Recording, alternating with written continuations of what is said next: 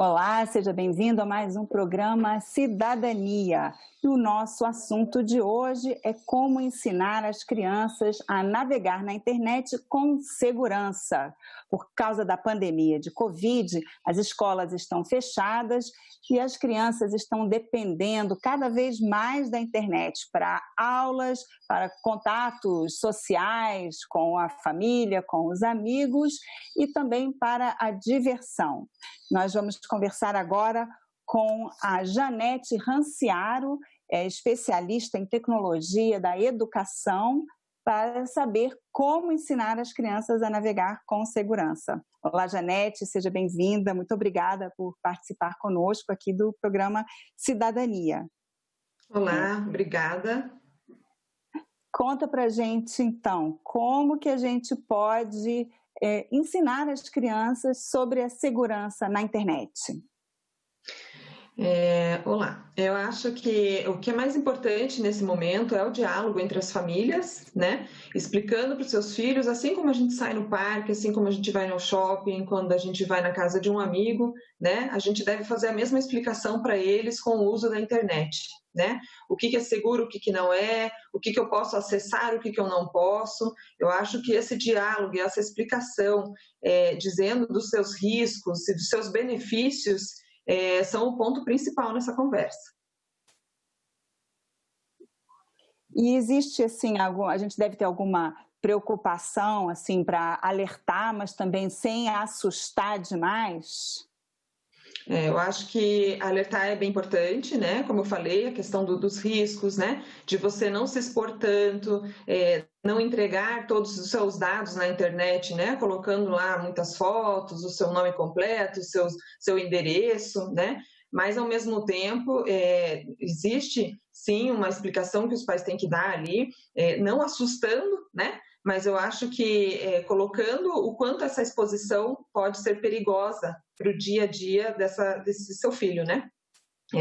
Essa exposição dos dados, né, que a pessoa pode ter um contato com você mais tarde. Então, a questão do diálogo ela é bem forte nesse sentido, para explicar os riscos, mas eu acredito também nessa questão dos benefícios, né? Porque a internet ela nos traz, principalmente agora nessa época da pandemia, no que a gente está vivendo agora, ela é muito importante porque ela nos favorece para que a gente continue com o nosso dia a dia escolar, com as nossas outras atividades, né? Então, ela tem um benefício muito grande, mas a gente tem que alertar essas crianças, né, os nossos filhos, os amigos dos filhos, de como utilizar de maneira eficiente. Agora, muitas vezes, né, assim, em alguns casos, algumas escolas já usavam um pouco essas tecnologias, mas muitas vezes, principalmente para as crianças menores, isso é uma novidade, tanto para os filhos como para os pais e também para as escolas, né? Assim, está todo mundo meio aprendendo enquanto vai fazendo, né? Não houve muita preparação, ninguém esperava que isso fosse acontecer agora. Né? Como que você como, né, analista de tecnologia educacional, né, assim, está tendo que usar muito mais tecnologia nesse momento, né, todos nós. Isso mesmo, a gente foi, digamos assim, forçados, né, a utilizar a tecnologia de uma forma que a gente não usava. Então, assim, a formação que a gente tem que dar ali para os professores, para os pais também, inclusive, né, e para os alunos de como utilizar as ferramentas que a escola proporciona para o seu filho, ela é bem importante. E as crianças menores, principalmente, né, os pequenos, menores de 8, 9 anos, obrigatoriamente tem que ter os pais ali ao lado para poder fazer esse vínculo, né? Seja ali durante sua aula ou seja nas pesquisas, né? É bem importante que a família esteja muito presente com os menores, explicando como que deve se usar, e até porque eles não têm maturidade para usar sozinhos, né? Então, é bem importante esse momento ali da família junto com os filhos. A gente sabe que muitos pais estão fazendo home office também, então o tempo está limitado ali para todo mundo. Mas eu acho que assim como a gente orienta nas tarefas de casa, nas pesquisas que já realizávamos antes, né, da pandemia, eu acho que tem que haver um tempo ali com seus filhos para poder fazer essa orientação. E nesse momento das pesquisas, como você falou, né, a criança, né, vai fazer uma pesquisa, ela entra ali, bota num buscador, no Google, aparece um monte de coisa. É importante explicar, né, que nem tudo é igual, porque muitas vezes, né, assim, qualquer pessoa pode ter um site, pode publicar alguma coisa, isso não quer dizer, não é porque está na internet que é verdade ou que é confiável, né? Como que a gente consegue explicar isso para a criança, que tem categorias diferentes? É isso mesmo. Novamente eu falo, por isso que é importante a família estar ao lado, né? Porque aí a gente, adulto, consegue filtrar com muito mais facilidade. Então, lendo junto com o filho, explicando, porque a pesquisa ela não é fácil de fazer uma pesquisa, a pesquisa ela não é simples de se fazer, né? E nem todas as escolas preparam os alunos para fazer pesquisas na internet, né? Então, quando essa dica vem do professor, ela é mais fácil, né? Porque já existe um filtro e o professor já envia um site já selecionado, né? Com seus conteúdos ali determinados para essa pesquisa. E quando não, né? O aluno ele se vê na frente ali do buscador sozinho. O quanto isso é difícil. Então, a família tem que estar ali junto justamente para filtrar, tem que explicar para a criança, fazer a busca por palavras, não é só no primeiro site que você vai ler, vai encontrar suas respostas, então a leitura ela é muito importante, porque você vai precisar ler muito para encontrar o que você precisa, e conferir se aquela resposta ela é adequada, se ela é confiável. Então, por isso, ler mais de um ou dois sites ali para você fazer a tua busca de forma eficiente.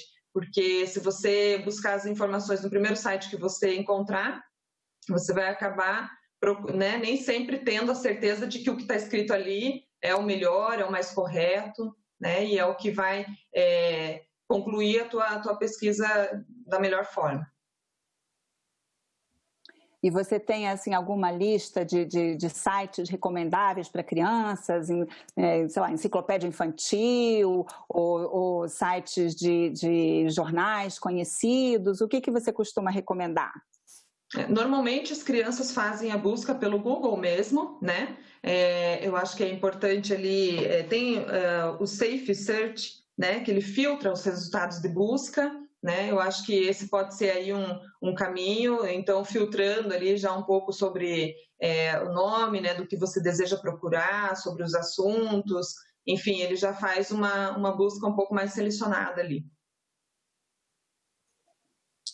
E quando a gente, assim, isso a gente está falando muito sobre, né, assim, para a escola, pesquisas escolares, mas como as crianças também estão em casa, né, assim, a diversão e o próprio contato social também é pela internet, né? Como que a gente pode orientar, assim, as crianças tendem, todo mundo quer entrar no YouTube, e o YouTube também é um mundo, né? Assim, dá para filtrar, como é que a gente pode, além de ficar ao lado, o que mais que a gente pode fazer? Eu acho que o YouTube ele traz uma imensidão de informações ali, de vídeos que atraem muito as crianças, né? Então, assim, para os menores, a gente tem que lembrar que temos o YouTube Kids, né? E ali os assuntos eles são filtrados justamente para aquela faixa etária, né? Para os menores, então não traz assim tantos conteúdos inapropriados para a idade. E para os maiores que já têm uma maturidade um pouco maior, infelizmente a gama ali é enorme, né? Então quando o aluno entra, quando a criança entra no YouTube, ela vai ter uma infinidade de assuntos, de vídeos que vão atrair ela ali para assistir, né? Então acho que ela tem que saber o que ela quer assistir e ter essa conversa ali com a família, né? Mãe, pai, eu posso assistir tal determinada coisa, né? Um determinado assunto e a gente vai lidando com essa situação. É bem difícil porque o tempo deles ficou muito maior, é muito maior do que eles tinham antes para ficar em casa, então, consequentemente, eles vão assistir muito mais, né? Então, eu acho que combinar ali com o seu filho, acho que é uma das saídas, né? De repente, combinar um tempo determinado para ficar no YouTube, né? O que pode, o que não pode assistir, e assim, combinando com a criança, eu acho que vai ser o melhor caminho. Agora, as crianças também não só elas assistem, como muitas também querem produzir conteúdo, postar, né? Assim, a profissão de youtuber virou um objetivo, né? Muitas crianças querem ser youtubers, querem ter seu próprio canal, querem postar tutoriais de joguinhos ou de cozinha, de aula, de todos os assuntos, né? Assim, qual seria a idade, assim, quando que a criança tem uma maturidade para poder lidar com esse tipo de coisa? Essa é uma pergunta assim que cabe muito a cada família responder na questão da idade, né? Porque o meu filho ele pode ter 7 anos, mas é super maduro e super responsável com essas questões. Ou o meu filho tem 12 anos e não tem essa maturidade para seguir com isso, né? Então, eu acho que, primeiro de tudo ali, né, a idade, ela é importante sim, né? Porque se ela não tem uma idade um pouco mais avançada, ela com certeza não vai conseguir lidar com o equipamento sozinha, ela vai ter que ter um auxílio de um adulto, né? Mas para aquelas crianças que já sabem fazer sozinhas, elas precisam ter uma noção, né, do que elas estão falando, se o que elas estão falando não vai atingir ninguém, né? Ela vai colocar isso no modo público, é privado, é só para quem ela conhece. Eu acho que aí também é bem importante, né? Você dizer para o teu filho se ele pode ou não postar isso nas redes sociais, se o mundo todo pode ver ou se ele quer só brincar e poder compartilhar só com a família e com seus amigos, que é mais seguro. E, mais uma vez, é interessante os pais, né, verem primeiro, antes de jogar no mundo, dar uma filtrada pessoal ali. Certamente tem que passar, o resultado tem que passar para os pais, para que eles possam avaliar e ver o que o filho tá fazendo, né? Muitas vezes o filho vai para o quarto, acaba fazendo sozinho os seus vídeos e acaba postando sem uma verificação de um adulto. Então é muito importante que, de novo, né, a família ali é o centro, assim, né, para esse vínculo acontecer ali e não sair nenhum vídeo que você depois se arrependa ou não queira ter mostrado ou não queira ter feito, né? E aí depois que está no ar, muitas pessoas já viram, aí já é tarde demais, né? É um assunto que sempre aparece quando a gente fala, né, dessa segurança digital, é o bullying digital, cibernético, né? Como lidar com essa questão? Uhum. Essa é uma das orientações que a gente dá sempre para os nossos alunos, porque uma vez postado na internet, uma vez escrito, uma vez comentado, por mais que você apague, esse comentário ele vai continuar lá, né? Então, eu acho que essa conscientização da criança, de saber o que ela escreve, de saber o que ela comenta, do que ela posta, é muito importante. Essa criança ela tem que ter essa consciência para depois ela acabar não afetando um amigo, acaba perdendo uma amizade por conta de uma besteira que escreveu, né? Então, acho que é a consciência ali que ela tem que criar ao longo, né, da vida dela, para saber o que é melhor na hora de postar. A gente vê que, assim, até para adultos, pessoas que já deveriam ter maturidade, o fato de você estar dentro da sua casa, né, com uma câmera, uma coisa, você tem uma impressão que você tem uma segurança maior, assim, as pessoas não têm essa consciência de que elas estão no meio do mundo, né, assim, para crianças isso pode ser até maior, e a gente vê que as crianças hoje são o maior público, né, crianças e adolescentes juntos, né, são quem está mais conectado, né. Como né, entender que você, né, pode estar dentro de casa, pode estar no seu quarto com a porta fechada, mas é como se você estivesse no meio da rua, você está exposto ali, todo mundo tem acesso. Como criar essa consciência? Eu acho que tem muitos vídeos que já mostram isso, sabe? Na internet a gente vê muitos relatos, muitos vídeos que mostram esse tipo de situação. E eu acho que é bem importante mostrar isso para os filhos, né?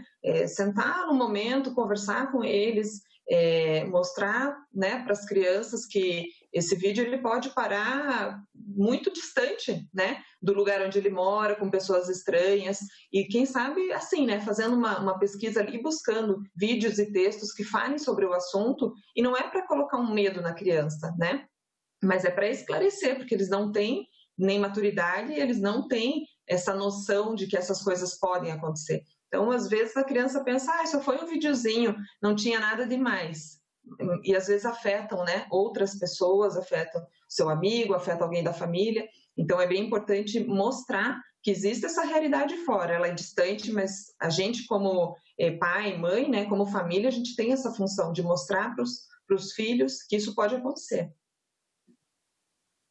E a questão da identificação da pessoa, assim, os nomes de tela, endereço, características pessoais, né? Assim, é importante sempre ter um cuidado para você não se identificar, não usar seu nome completo. Quais são as orientações? É isso mesmo, nada de colocar todos os seus dados reais, né? Porque isso pode trazer uma consequência muito grande, né? Então a gente sempre orienta, coloca um nickname, né? Não coloque lá o seu nome mesmo, nunca, em hipótese nenhuma, coloque o seu número de telefone, seu endereço. Se precisar colocar foto, coloque a opção de não ter a foto, né? E aí, com esses cuidados, você já se limita um pouco, né? A pessoa que olha o teu perfil, nem sempre conseguindo olhando todos esses dados, ela vai ter uma atenção maior, né? Agora, aquela criança, aquele adolescente que coloca todos esses dados, coloca foto, coloca vídeo, coloca dados da sua família, isso pode causar um problema muito maior mais para frente, né? Então, essa orientação tem que ser dada também. Porque às vezes a criança pode até não botar, né, assim, o nome completo e o endereço, mas fala, aqui na minha esquina tem essa loja que eu gosto sempre, como o picolé ali, meu pai trabalha não sei onde, e acaba dando pistas, né, que são fáceis de serem seguidas. Isso mesmo. Eu acho que o quanto menos escrever é melhor, o quanto menos dados você colocar é melhor. Então, assim, eu sempre procuro dar a opção assim, coloque só as informações necessárias, aquilo que é estritamente necessário. O que não é necessário, pergunte para os seus pais se você pode colocar ou não. Né? Eu acho que tendo a conscientização ali e tendo o esclarecimento ali da família, né? Pode colocar ou não. E a família deixando, aí corre esse risco, né? Mas a família está sabendo. Então, acho que sempre perguntar ali da família se pode colocar determinadas respostas ou não, vai ajudar. E a própria família também é importante buscar informação sobre isso, porque às vezes são os próprios pais que postam fotos dos filhos com o uniforme da escola, né, num lugar bem característico, na porta de casa, com o número do endereço. Isso então, mesmo. Não só as crianças, os pais também precisam se preocupar com a segurança dos filhos. Isso mesmo. Eu acho que aí cabem duas coisas. Uma, né, você ter essa atenção, né, do lugar onde você está, com quais pessoas você está, onde você está mostrando essas fotos, né? E a segunda que eu queria falar que a questão também é bem importante do exemplo que as famílias dão, né? Se eu sou uma mãe que posto tudo, comento tudo, né? O meu filho vai fazer igual. Então, o meu exemplo para o meu filho, ele é bem importante nessa construção ali, né, do crescimento da criança. Conforme ela vai vendo que a família faz, por que eu também não posso fazer? Então, a gente é muito exemplo para eles também, né? E com relação a esses aplicativos e sites que fazem esse monitoramento, você tem alguma sugestão? Eu tenho a sugestão de que é o Google Family Link, que ele faz muitos monitoramentos, faz relatórios, oculta apps para que a criança não tenha acesso, limita o tempo de uso, né? Mas eu acho que a gente não pode focar só nesses bloqueios, né? Eu acho que, acima de tudo, a gente precisa educar essa criança para que ela não utilize, né? Porque se ela não utilizar no celular dela, no equipamento dela, ela pode utilizar em outro equipamento, né? Ela pode estar na casa de um amigo e não utilizando esse equipamento. Então, eu acho que o ponto principal aí é você manter essa confiança, né, nesse relacionamento aí com o seu filho, para que isso não aconteça, porque se você só bloquear, se você limitar, se você não deixar, se você proibir, só vai fazer com que a criança faça, né? Então, eu acho que o ponto principal aí é ter essa confiança na relação entre pai e filho, para que você não precise ficar bloqueando tudo, né? Porque uma hora ele não vai utilizar o equipamento dele, uma hora ele não vai estar em casa e ele vai acabar fazendo o que ele não pode fazer quando ele está em casa ou com o equipamento dele. E com relação ao tempo de uso, né, assim, isso a gente vê orientações bem variadas, de acordo com as idades, né, assim, qual seria um parâmetro a ser levado em conta? Olha, o tempo de uso, ele é uma questão assim também muito pessoal de cada família, né? Porque tem muita família que brinca, né, com seus filhos, faz atividades fora, né? Não nesse momento da pandemia, mas normalmente, né, as pessoas têm atividades fora desse meio, né, tecnológico, né? Então varia muito de família para família. Tem família que não liga tanto e que acaba deixando os seus filhos mais com a tecnologia porque não vê problema, mas tem família que gosta de brincar mais, gosta de ler um livro junto, gosta de ver um filme, né? Então, varia muito de família para família, como que é a rotina dessa família, né? Dizer que uma criança pode ficar, às vezes, 1 hora, 2 horas na internet, às vezes pode ser pouco para uma família, mas pode ser muito para outras, né?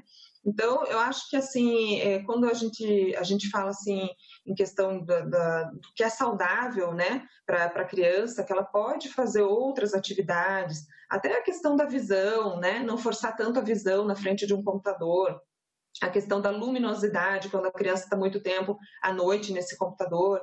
Então, eu acho que varia muito do que cada família segue dentro da sua casa, né?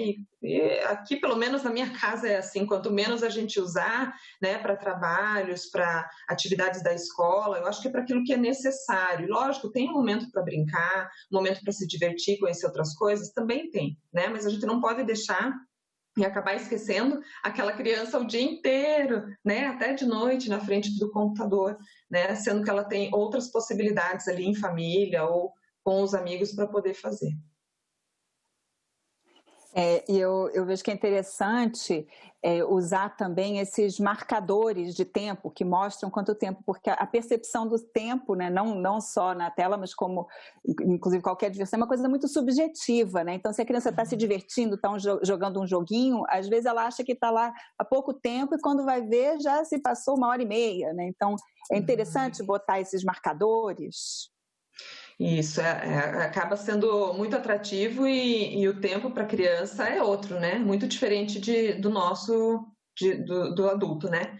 Esse aplicativo que eu comentei aqui, ele também bloqueia e limita o tempo de uso, né? Então, se você quer dar para o seu filho um tempo determinado para que ele utilize o celular ou o computador, então busque por aplicativos que façam isso, né? Dê um alerta lá, sei lá, quero dar 1 hora, 2 horas, 3 horas por dia para o meu filho, dá um alerta lá, né? E aí algum barulhinho aí vai apitar para que ele saiba que aquele momento ali, para aquele recurso acabou. Então agora eu não uso mais o computador e vou fazer outra coisa, né? Existem muitos aplicativos para isso e se a família precisa então desse recurso para limitar, tem muitos, né? A gente pode procurar ali no Google mesmo e buscar, baixar no computador e fazer tentativas, né? Acho que um dia você pode tentar, outro dia você baixa outro aplicativo para ir conhecendo, né? E ir testando também com o filho para ver se é assim que funciona, se funciona naquela casa, funciona melhor dessa forma. E existem também vários tipos de recursos. Eu achei interessante um que você mencionou no artigo que você escreveu, que é imprimir uma tela do celular em papel e botar em cima. Como é que isso funciona? Agora eu não vou lembrar qual que é.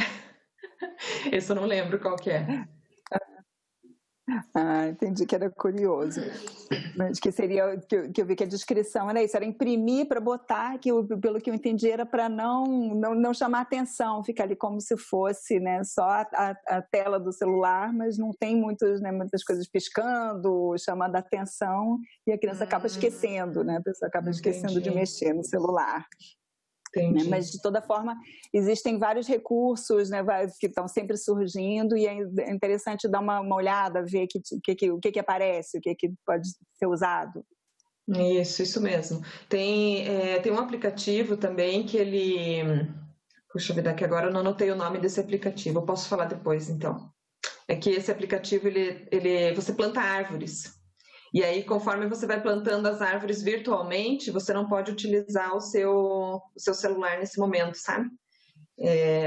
Mas agora eu não vou poder falar sobre ele, porque eu não tenho o nome dele aqui. Mas tudo bem, nosso tempo também está chegando ao fim, mas muito obrigada então, Janete, pelas dicas, com certeza produtivas, e cada um tem que ir sempre buscando também, né, o que mais que vai aparecendo, né, e a informação. Isso, as novidades são muito grandes e todo dia tem coisas novas, né? Se tratando de tecnologia, a gente tem novidades todo dia, né? Então, acho que é importante você sempre, as famílias, nesse caso, sempre procurarem, né, uma indicação, né? Seja na escola, seja com os amigos, para poder sempre alimentar isso e tentar fluir da melhor forma possível, né? Aquilo que funciona na sua casa, acho que é o que mais é importante. Tá certo, então. Muito obrigada pela sua participação aqui no programa Cidadania, e eu agradeço também a você que nos assiste. Esse programa já está disponível no site da TV Senado, o endereço é senado.leg.br/TV, e também no YouTube da TV Senado. E se você tiver alguma sugestão para o programa, mande um e-mail para ouvidoria@senado.leg.br. Obrigada pela atenção e até o próximo programa Cidadania.